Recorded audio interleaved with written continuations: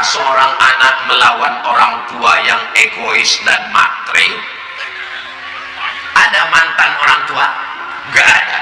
Kita ada di dunia ini apakah langsung atau melalui orang tua? Melalui orang tua.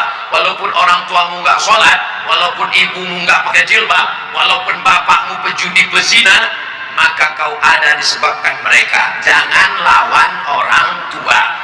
Jangan mentang-mentang udah ngaji, pulang dari sini panggil ayah sini, mak sini, duduk. Ya ayyuhalladzina kafar. Nggak bisa begitu. Coba lihat Nabi Ibrahim alaihissalam.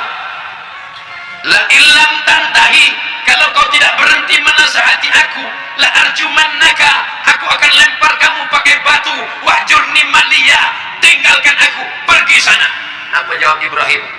Sa'astaghfiru laka rabbi, aku akan mintakan ampun kepada Allah untukmu. Innahu kana bi hafiyya, Allah itu dekat dengan aku dan mengabulkan segala doaku. Itu akhlak yang diajarkan Nabi Ibrahim. Maka selalu kita katakan Allahumma salli ala sayyidina Muhammad wa ala ali sayyidina Muhammad kama sallaita ala sayyidina Ibrahim wa ala ali sayyidina.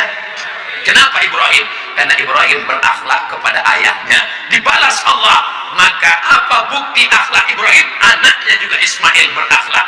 Ya bunayya, oh my son, ya bunayya, wahai anakku, inni ara fil manam, aku lihat dalam mimpiku, anni azbahuka, aku menyembelih lehermu, fanzur madza tara, apa pendapatmu? Apa jawab Ismail? Ya abati, wahai ayahku, if'al ma tu'mar, laksanakan apa yang diperintahkan Allah. Satajiduni insyaallahu minas sabirin. Kalau kalian berbakti pada orang tua adik-adikku, maka insyaallah anak-anakmu juga akan berbakti. Tapi kalau orang tua saya ini Pak Ustaz nakal, wa in jahadaka ala an tusyrika bima laysa laka bihi ilmun, kalau orang tua memaksa untuk mempersekutukan aku, fala tuti'huma, jangan patuh kepada mereka, jangan ikuti mereka. Tapi ayatnya belum titik, baca ujung ayatnya. Wa sahibhuma fid dunya ma'rufa, tetaplah berbuat baik kepada mereka. Ma'rufa, yang baik menurut urf. Jadi kira-kira menurut orang saudara saya di Pulau Madura, bagaimana berbuat baik kepada orang tua? Tetaplah berbuat baik. Jadi Ustaz gimana merubah dia? Cara merubahnya, cari siapa orang tokoh yang dia hormati, pakai lidahnya. Lihat dia sukanya ke siapa. Oh, ada tokoh yang dia segani Ustaz, ini ada orang, ada tamu dia. Pak, tolong sampaikan ke bapak saya, jangan egois, jangan matre, karena sekarang udah gak pakai matre 6.000 lagi. Tolong sampaikan ke dia supaya segera sholat, menutup aurat. Inna awwala ma yuhasabu bihil abdu yaumal qiyamah sholatuhu. Buat acara arisan keluarga, undang kiai. Judul kita pada hari ini adalah arisan keluarga, membahas neraka jahanam untuk orang yang matre. Kata bapaknya, ini kayak nyindir saya. Boleh nanya Pak Kiai? Boleh. Apakah Pak Kiai dapat bocoran? Nah, jadi melalui lisan orang lain. Tapi ada yang lebih hebat daripada itu. Apa dia? Ad-du'a silahul mu'min, doa senjatanya orang beriman. Maka sholat tahajud malam, di sujud terakhir minta supaya diberikan Allah hidayah. Allah Ta'ala maha kuasa, tidak ada yang sulit bagi Allah. Ya muqallibal qulub, engkau yang membolak-balikkan hati, balikkanlah hati orang tua kami yang matre kepada orang tua yang baik-baik, yang soleh dan solehah ya Allah. Mudah-mudahan orang tua kita baik-baik semuanya insya Allah. Orang tua seperti Quran lapuk. Bagaimana Quran lapuk? Mau dibaca tidak terbaca karena titik banyak sudah 3. Tapi mau dibuang berdosa. Quran yang lapuk, Quran yang sudah lama, Quran tahun 70-an, mau dibaca tidak terbaca, mau dibuang berdosa. Lalu gimana? Simpan-simpan aja sampai hilang sendiri. Jaga orang tua. Saya ini tidak punya ayah, tidak punya ibu. Saya ini anak yatim piatu. Jadi tahu betul rasanya. Kalian sulit untuk menceritakan bagaimana rasanya nggak punya orang tua. Nanti setelah orang tua, adik-adik kalian, orang tua nggak ada, baru merasa. Betul kata Ustaz Abdul Somad, betul kata Ustaz. Gak usah nangis lagi, kemarin gue kasih tahu nggak percaya. Sedangkan anak sudah berbakti dari segala hal, menafkahi kedua orang tua, anak-anak dan semua keluarga. Jangan menyesal buat baik sama orang tua. Kenapa?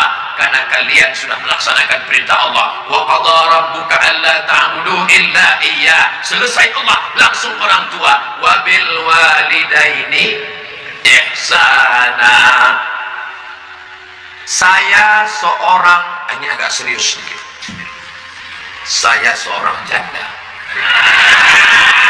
yang hidup mandiri, usaha sendiri dan bekerja sendiri.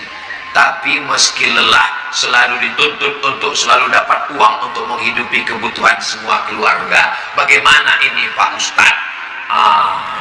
Ini perlu diselamatkan. Tapi yang jadi masalah, kalau yang lajang-lajang ini bersedia, nggak apa-apa. Datang seorang nikah, ditanya sama Nabi. Kata Nabi, kamu nikah sama gadis apa janda? Kata dia, saya nikah sama janda ya Rasulullah. Kata Nabi, halla bikran tula'ibuha wa tula'ibuka. Kenapa kamu nggak nikah sama anak gadis? Lalu kemudian kata dia, adik saya banyak. Kalau saya nikah sama anak gadis, sebaya dengan anak adik-adik saya, nanti mereka kelahi. Saya nikah dengan janda yang udah agak tua dikit, supaya mereka terayomi, terlindungi. Korbankan perasaanmu demi untuk keluarga, wahai anak muda. Setuju? Tadi bunyinya kurang. Malah yang mau menyelamatkan bapak-bapak yang udah punya istri. Berat bapak. Karena kita ini pakai kompilasi hukum Islam Indonesia. Di Indonesia, kalau mau menikah menurut hukum Islam kompilasi, bukan fikih. Kalau fikih, no problem. Tapi kalau menurut kompilasi hukum Islam, ibu-ibu tenang dulu, tarik nafas panjang. Tahan, jangan lama-lama, nanti keluar dari bawah. Hembuskan.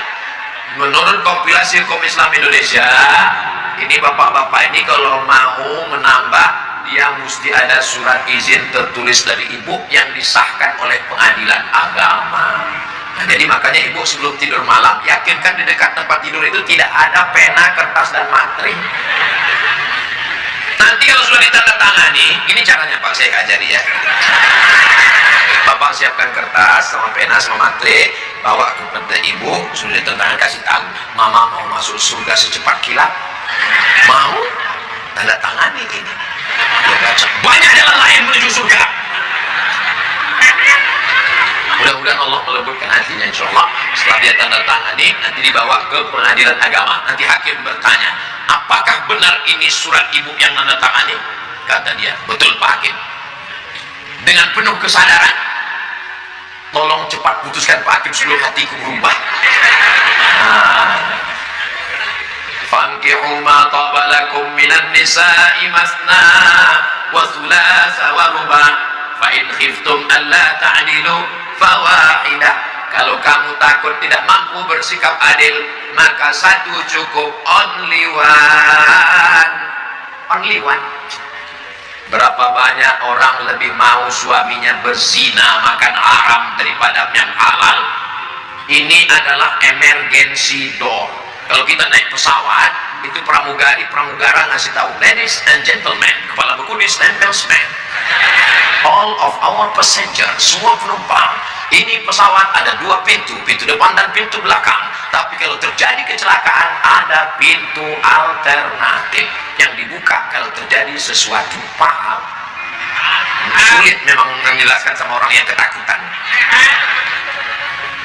Suami yang takut kepada istri, itu nanti pas mau masuk surga tidak diizinkan malaikat. Kenapa? Karena kata malaikat ini tidak takut sama Allah, tapi takut sama itu. Paham? Suami yang terlalu takut kepada istri itu nanti dikubur nggak kena azab kubur. Kenapa?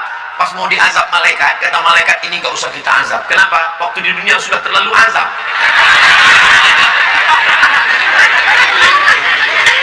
Ya Allah, jadikanlah semua jamaah ini sakinah, mawaddah, warahmah. Jamaah yang dimuliakan Allah Subhanahu wa taala, tabligh akbar, pengajian puncaknya bukan pada tausiahnya, puncaknya adalah pada doa. Jangan beranjak dulu, aminkan doa kiai, khusyukkan hati, minta sama Allah barokah turun, karena majelis ilmu dihadiri oleh para malaikat. Majelis kita ini dihadiri oleh para malaikat. Malaikat memanggil teman-temannya, halummu ila hajatikum, inilah hajat yang kalian cari. Maka semua malaikat akan mengaminkan doa-doa kita. Itulah mengapa di akhir majelis apalagi dibacakan maulid Barzanji, Simtud Durar, Adiyakul Lami, Ad-Dibai, maka insya Allah amal-amal kita ini dipersaksikan oleh para malaikat, dibawa kepada Rasulullah Sallallahu Alaihi Wasallam, dibisikkan sama kiai antum yang baca doa.